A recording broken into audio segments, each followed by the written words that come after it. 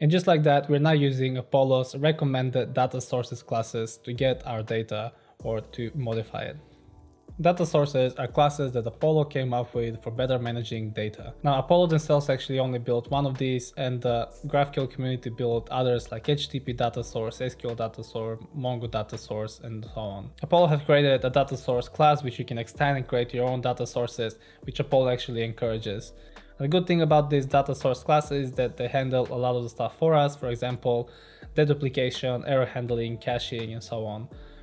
And we don't actually have to use them, but Apollo strongly suggests that we use them. Now, all of these classes serve a different purpose, and you can use them based on where your data source is actually coming from. For example, if your data is coming from REST APIs, you can use the RESTDataSource or the community-made one, HTTPDataSource.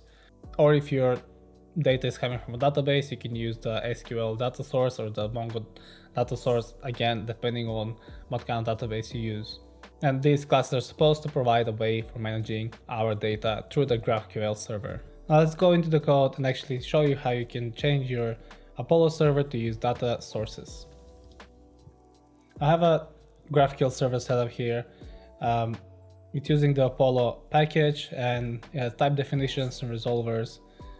And then we start the server. I'll just show you my resolvers.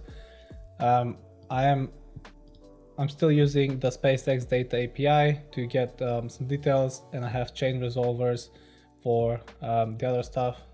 Let's go to the schema, and I have a launch here which returns an object called launch, which has launchpad and a rocket, which is a chain result, and the launchpad also has a city object which is chain resolved.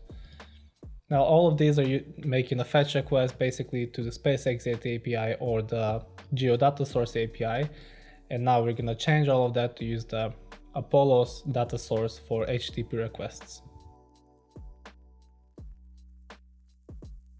The RESTDataSource is actually just a class where you can define all the methods in order to get or fetch or mutate stuff. So let's create one for the SpaceX data API and another one for the GeoDataSource API.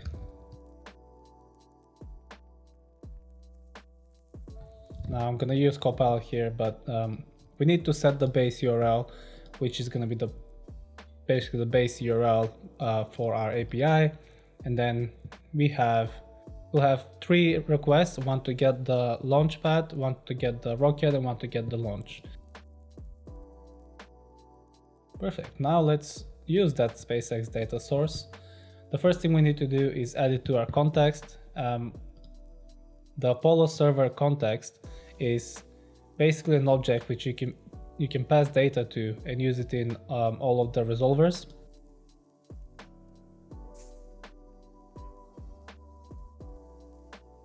Perfect. Now we should have our SpaceX data source in here, so then we can use it in our resolvers like this. Right, let's go from the launch query. I'm gonna add the context, and I'm actually gonna add a type for my context.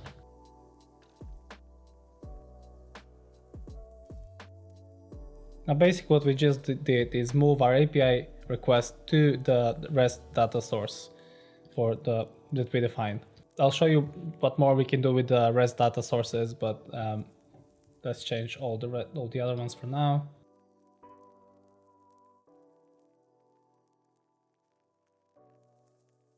Perfect. Now that we changed all this, let's start our server and actually see if that still works. We have our server started. I have a request already here. Let's grab an ID.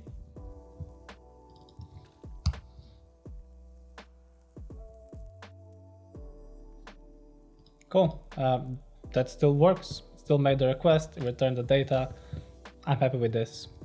As you can see, if the launch is not found, this actually just throws an error, which is already handled by the RESTDataSource.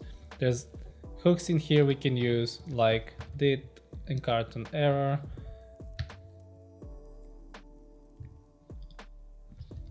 Now this is just an example, but that's the good thing about using the RESTDataSource. We can override some of the hooks they have, or like the error handling, the making the requests, or anything that you would need.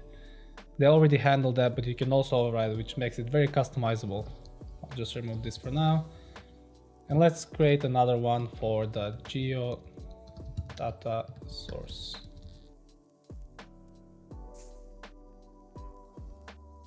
Perfect. Now let's restart our server. Let's make a request and let's see if the city is found. Perfect. Now you can see how easy it is to just move your API requests in there. Like I said, there's a lot of stuff you can do to extend this class and use some of the caching or other things that I've already put in place, which makes the REST API data sources very useful. Now there's other data sources from Apollo server you can use. For example, if you have a database and you want to get your data from that database, you can use the SQLDataSource for that. I have the same example here set up. I just don't have implemented anything here to get the data from. Let's go ahead and create a new file called SpaceX database. I have my next config here, which is basically connected to my local host Postgres server, where I have a database called SpaceX, where I have all the data for my server. Now let's define our methods here, which is basically getting the data from our database.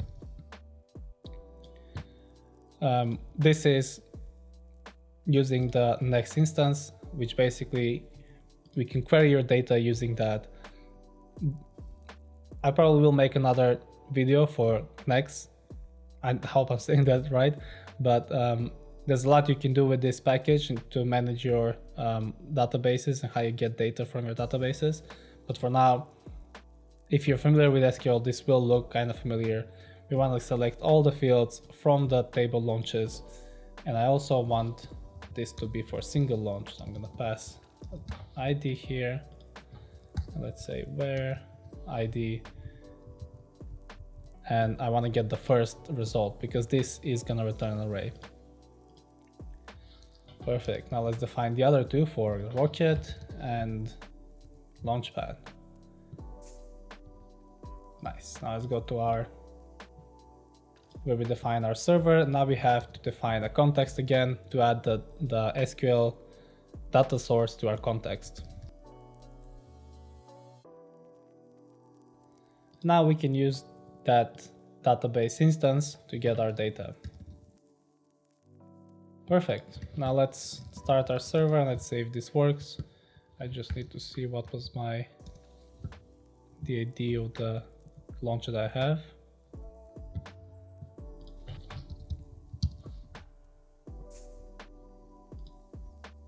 Now we can also add some logic here if the item is not found. Let's do that now. Launch equals all of that, and then if.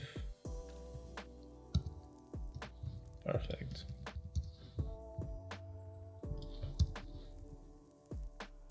See, now this is where we can add more logic, and if you have any more logic in here for how you get your data, or specifically I think when you modify the data or add new entries to your database, this is gonna grow and grow, and you have a lot more logic in here.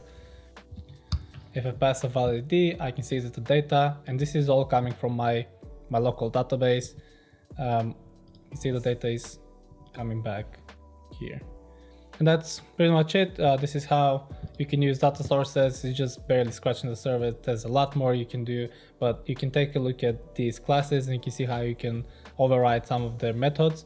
For example, this data source, the SQL data source, is made from the community. Actually, Apollo only has one, which is the RESTDataSource. All the rest are made from the community, and Apollo endorses people using these classes. That's all for this video. It's nice and quick and easy one. Hope you liked it. There's a lot more about data source you can find on the Apollo docs page, but I hope this gives you a good starting point. And yeah, that's it. Hope if you have any feedback, put it down in the comments. I go through all the comments in every video. Enjoy the rest of your day. Take care. Bye.